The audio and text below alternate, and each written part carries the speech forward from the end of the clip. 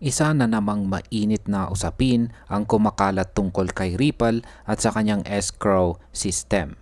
Alam naman natin na itong escrow ang nagsisilbing time release vault ng kanyang XRP supply. Ngayon, pinag-uusapan kung kailan nga ba tuluyang mauubos ang laman nito at ano ang posibleng epekto sa presyo ng XRP sa mga susunod na taon. Kaya yan po ang siyang ating pag-uusapan sa video na ito, pero bago po tayo magpatuloy ay pakibasa na lamang po muna ang disclaimer dito po sa ibaba ng ating screen. At ayan, ano nga ba ang background ng escrow ni Ripple? Noong December 17, si Ripple ay naglagay ng mahigit 54 billion XRP sa escrow accounts. Ang dahilan dito ay simple. Gusto nilang kontrolin ang supply para hindi biglaang bumaha ng XRP sa market. Kada buwan, may 1 billion XRP na nire-release mula sa escrow. Pero hindi ibig sabihin na lahat ng iyon ay agad pumapasok sa circulation. Karaniwang ginagawa ni Ripple ay ibinabalik muli ang malaking porsyento ng tokens sa escrow. Ibig sabihin, hindi lahat ng inilabas ay ginagamit. Ito ang paraan niya para mas maging stable at hindi po masyadong volatile ang presyo. Kung titingnan po natin ngayon, as of August 2025, ay nasa 35.6 billion XRP na lang ang nakalock sa escrow. Kung i-convert mo yan sa fiat, halos $106.8 billion ang kanyang value. Malaki pa rin ito, pero kung ikukumpara sa dating mahigit 54 billion, kitang-kita na unti-unti itong nababawasan. Sa market impact, ang controlled release na ito ay nagbibigay po ng confidence sa mga investors. Ang supply na dahan-dahan lang pumapasok ay nakakatulong para maiwasan ang panic or oversupply na posibleng magpabagsak sa presyo ni XRP. Ngayon ay paano naman po gumagalaw ang release at relock ngayong taong 2025? Mula January hanggang August 2025, consistent si Ripple sa pag-release ng 1 billion XRP kada buwan. Pero gaya po ng dati, malaking porsyento ang ibinabalik niya sa escrow. Karaniwang nasa 700 million XRP ang nire-relock. Kaya ang net na lumalabas ay nasa 300 million XRP lamang buwan-buwan.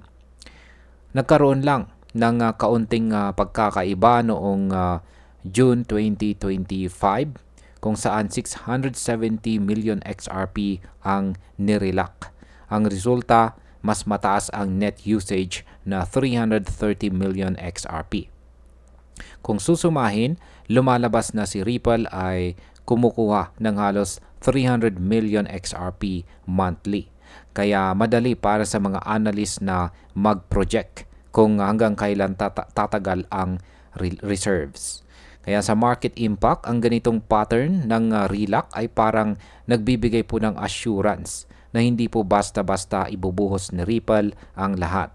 Nakakatulong ito para mapanatiling manageable ang presyo ni XRP. Ngayon, ito na po yung pinakamalaking tanong. Kailan mauubos ang escrow ni Ripple? Ayon po sa analysis mula sa tracking account na XRP liquidity, may iba't ibang senaryo. Depende po sa kilos ni Ripple.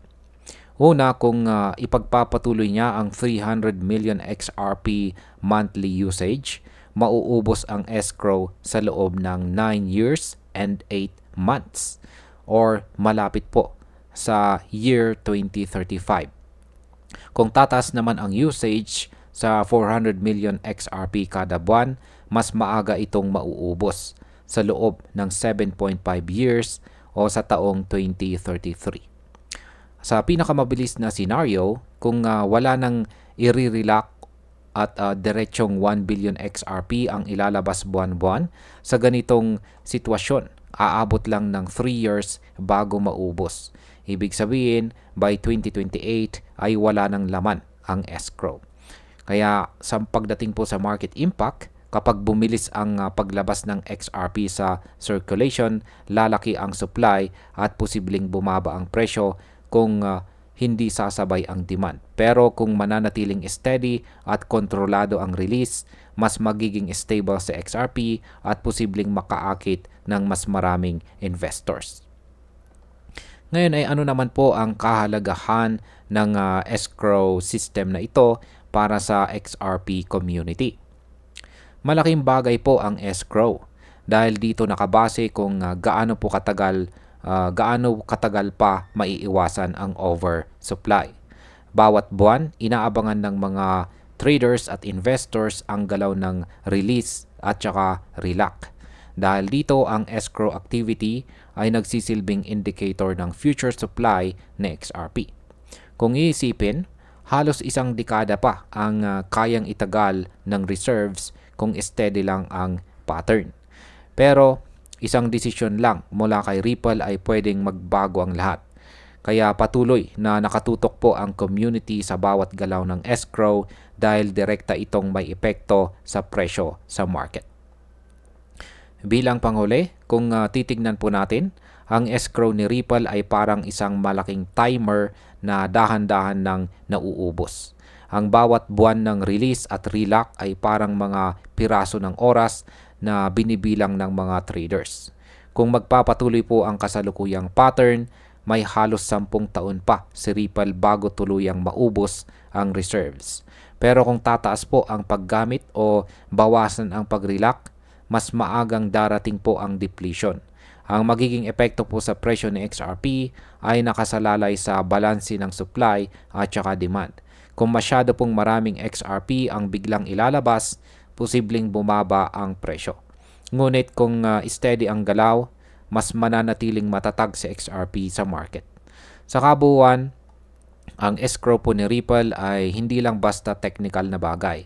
Isa itong malinaw na salamin ng kanyang strategy kung paano po niya pinapamahalaan si XRP sa harap ng global market. At ayan, hanggang dito na lamang po tayo sa video na ito mga ka-crypto. Marami pong salamat sa panonood. Ingat po tayo lagi at God bless po sa ating lahat.